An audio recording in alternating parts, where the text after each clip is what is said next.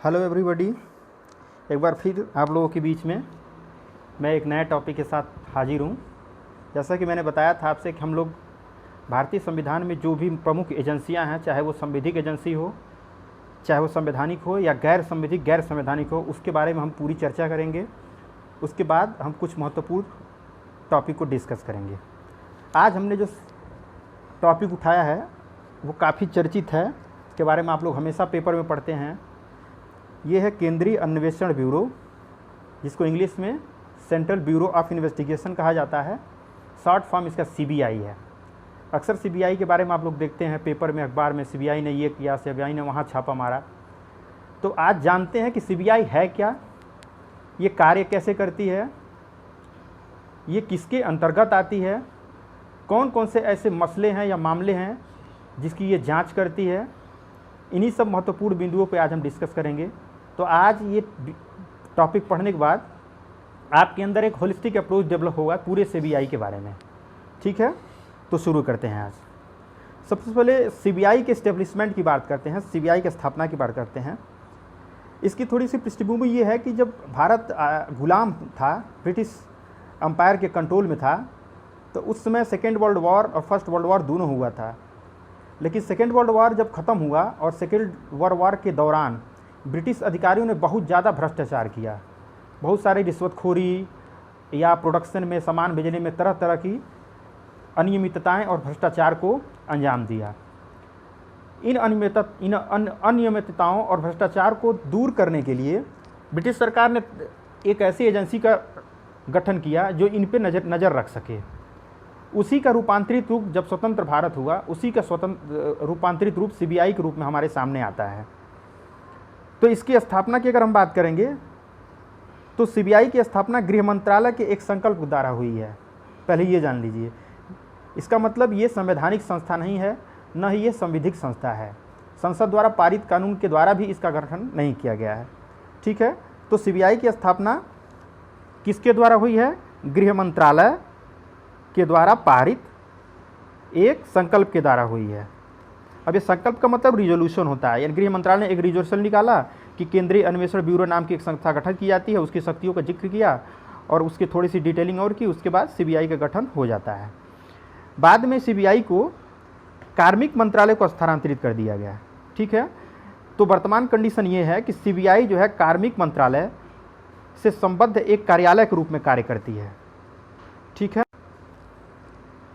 अब पूछेंगे आप कि आखिर सीबीआई का जो गठन किया गया, ठीक है, तो इसको पावर कहाँ से मिलता है? तो उसके बारे में भारत में दिल्ली पुलिस इस्टेब्लिशमेंट एक्ट नाम का एक एक्ट है। ठीक है, जो 1946 में अस्तित्व में आया। सीबीआई अपने सारे शक्तियों का इस्तेमाल इसी एक्ट के माध्यम से करती है। ठीक है, तो गठन हमने देखा गृह मंत्रालय के द्वारा किया गया और शक्तियां कहां से प्राप्त करती है? दिल्ली पुलिस इस्टेब्लिशमेंट एक्ट के द्वारा। ये आपको ध्यान रखना है। इसके अलावा अगर हम सीबीआई की शक्तियां कहां से प्राप्त होती हैं इसकी बात करें तो सेम वही, सीबीआई की जांच और अन्वेषण की जो पावर है वो Delhi special police establishment act 1946 के माध्यम से प्राप्त करती है। ठीक है, यानी कि जो भी अपने शक्तियों का संचालन ये सीबीआई करती है वो इसी एक्ट के माध्यम से करती है।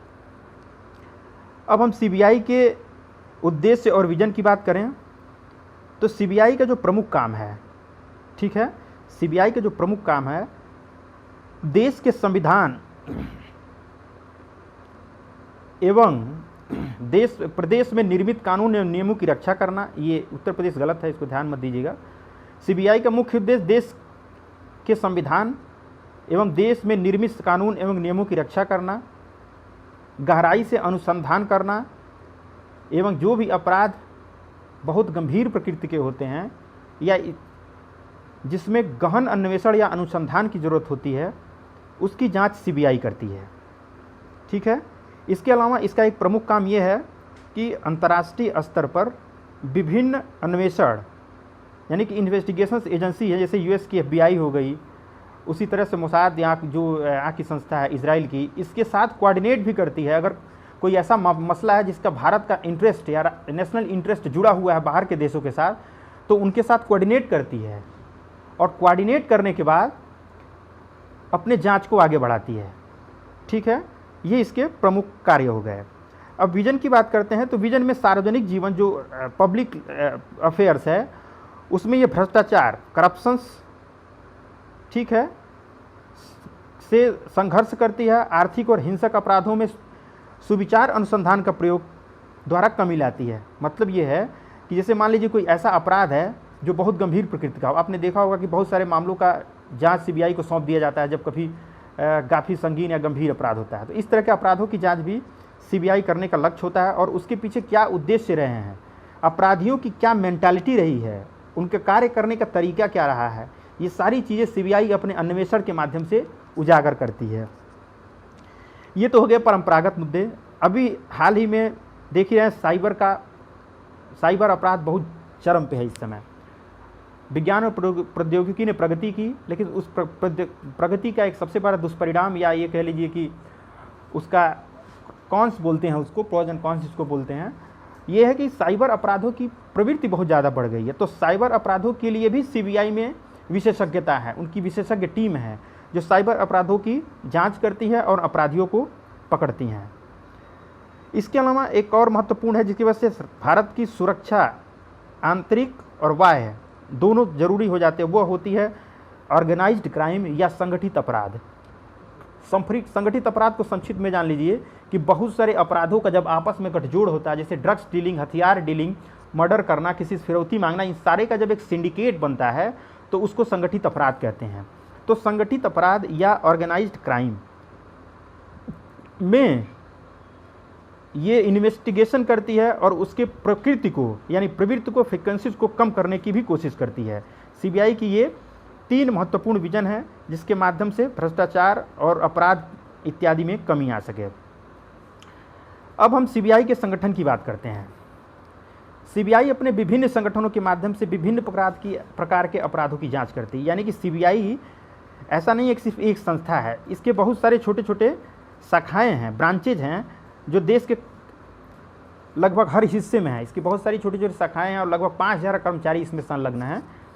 तो उनकी विशेषज्ञता है, एक छोटी छोटी जो शाखाएं बनी हुई हैं उनकी एक अपनी विशेषज्ञता है।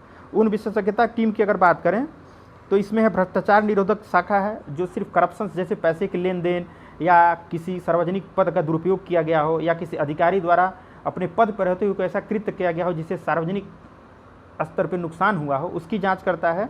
आर्थिक अपराध आप देखे होंगे कि मनी लॉन्ड्रिंग जब बहुत गहरा जाता है, ईडी केस दर्ज करती है, तो सीबीआई को भी कभी कभी उनमें हाथ डालना पड़ता है। तो ये शाखा आर्थिक अपराध शाखा उसकी जांच करती है। विशेष अपराध शाखा एक है, जैसे मान लीजिए कोई संगठित क्राइम कर रहा है और सीरियल किलर है या किसी गंभीर प्रकार के कृत्य कर रहा है, तो उसकी भी जांच इसकी विशेष शाखा है जो विशेष अपराध शाखा वो करती है। नीतिगत यानी कि पॉलिसी बेस्ड और राष्ट्रीय और अंतर्राष्ट्रीय पुलिस सहयोग, जैसे इंटरपोल हो गया और बाहर की जितनी भी पुलिस मशीनरी है उसके साथ ये सहयोग के साथ जांच करती है और अगर अंतर्राष्ट्रीय स्तर पर किसी प्रकार का गठजोड़ पाया जाता है तो उसको उजागर करती है। इसके अलावा अभियोग निदेशालय है और केंद्रीय फॉरेंसिक विज्ञान प्रयोगशाला, मतलब इसके पास अपनी एक फॉरेंसिक साइंस लेबोरेटरी है। अगर किसी क्राइम की जांच करती है या किसी अपराध की जांच करती है तो उससे संबंधित जो भी तथ्य आंकड़े हैं उनका फॉरेंसिक लेवल पे आकलन और उसमें गहराई से जानने के लिए कि तथ्य क्या हैं, केंद्रीय फॉरेंसिक विज्ञान प्रयोगशाला में इसकी जांच की जाती है। ठीक है, अब हम देखते हैं सीबीआई का गठन क्या है, इसमें अधिकारी कौन कौन से होते हैं और इनका रोल क्या होता है। तो सीबीआई में एक प्रमुख होता है, उसको निदेशक कहते हैं, डायरेक्टर कहते हैं। देखिए सीबीआई का प्रमुख निदेशक होता है, ठीक है, और उसके सहयोग के लिए विशेष निदेशक, अतिरिक्त निदेशक इत्यादि जैसे अधिकारी होते हैं। यानी कि ये देखिए ये निदेशक हैं और इनके सहयोग के लिए अतिरिक्त निदेशक होते हैं और भी ऐसे अधिकारी होते हैं जो इनकी मदद करते हैं इस संगठन में। देखते हैं इसकी नियुक्ति सीबीआई की सीधे निदेशक जो होते हैं, डायरेक्टर होते हैं, इनकी नियुक्ति प्रधानमंत्री की अध्यक्षता वाली 3 सदस्य समिति के अनुशंसा पर की जाती है। ठीक है, इस 3 सदस्यों में शामिल कौन कौन होता है ये भी देख लेते हैं। सबसे पहले तो भारत का प्रधानमंत्री होता है, आप तो जानते ही हैं। उसके बाद लोकसभा विपक्ष का नेता होता है और भारत के मुख्य न्यायाधीश या उनके द्वारा नामित सर्वोच्च न्यायालय का कोई न्यायाधीश। ये 3 मेंबर्स जो होते हैं ये रिकमेंड करते हैं कि सीबीआई का निदेशक कौन होगा। ठीक है, ये हमने विजन। अब देखते हैं सीबीआई के कार्य को अगर थोड़ा सा देखें तो सीबीआई का प्रमुख जो कार्य होता है वो केंद्र सरकार के कर्मचारियों में करप्शन, ये भोजपुरी गलत है, मिसप्रिंट है, करप्शन तथा दुराचार के मामलों का अनुसंधान या इन्वेस्टिगेशन करता है। पेशेवर अपराधियों के संगठित गिरोहों द्वारा किए गए ऐसे गंभीर अपराधों का अनुसंधान करना जो राष्ट्रीय स्तर पर प्रभाव रखते हो या अंतर्राष्ट्रीय स्तर भी प्रभाव, तो उसकी भी जांच करता है। अच्छा, मान लीजिए जैसे उत्तर प्रदेश सरकार में कोई ऐसा घटना हो गया जिसकी जांच यहाँ की एजेंसियाँ सफल तरीके से नहीं कर पा रही हैं, तो कोई भी राज्य स्तर के ऐसे अपराध वहाँ की राज्य सरकार अनुशंसा करती है तो सीबीआई उसकी भी जांच करती है। मतलब ये है कि सीबीआई अपने जांच नहीं कर सकती है, इसको आदेश मिलता है राज्य सरकार से, केंद्र सरकार से, या सर्वोच्च न्यायालय या हाई कोर्ट, राज्य स्तर के जो हाई कोर्ट होते हैं वो भी रिकमेंड करते हैं तो भी ये जांच करती है। और इसके अलावा बहुत सारी ऐसी एजेंसीज हैं भारत में जो क्या करती हैं, भ्रष्टाचार निरोधक एजेंसियां हैं, उनके साथ भी कोऑर्डिनेट करता है और उनको किसी तरह के आंकड़े या इनपुट की ज़रूरत है तो वो भी सीबीआई ही अवेलेबल कराता है। तो हमको ये ध्यान देना है कि सीबीआई मुख्यतः क्या है, एक जांच एजेंसी है। इन्वेस्टिगेशन लिखा हुआ है उसके फुल फॉर्म में, देखिए सेंट्रल ब्यूरो ऑफ इन्वेस्टिगेशन है, यानी कि ये सिर्फ जांच करती है, किसी के शिकायत को नहीं सुनती है। इसका मतलब जो अथॉराइज्ड भारत में अथॉरिटी है, जैसे सुप्रीम कोर्ट हो गया, किसी राज्य की सरकार हो गई, केंद्र सरकार हो गया, ये जब कहते हैं तभी ये जांच करती है, अपने से स्यू मोटो लेकर के किसी चीज़ की जांच नहीं करती है। ठीक है, ये आपको ध्यान रखना है। अगर सीबीआई की कमियों की बात करें तो सीबीआई का चूंकि गठन जो है आपको पता ही है कि गृह मंत्रालय के रिजोल्यूशन के द्वारा हुआ था। इसका मतलब है कि ये एग्जीक्यूटिव पावर के माध्यम से बनाया गया है, ठीक है, कार्यपालिकी आदेश से बनाया गया है।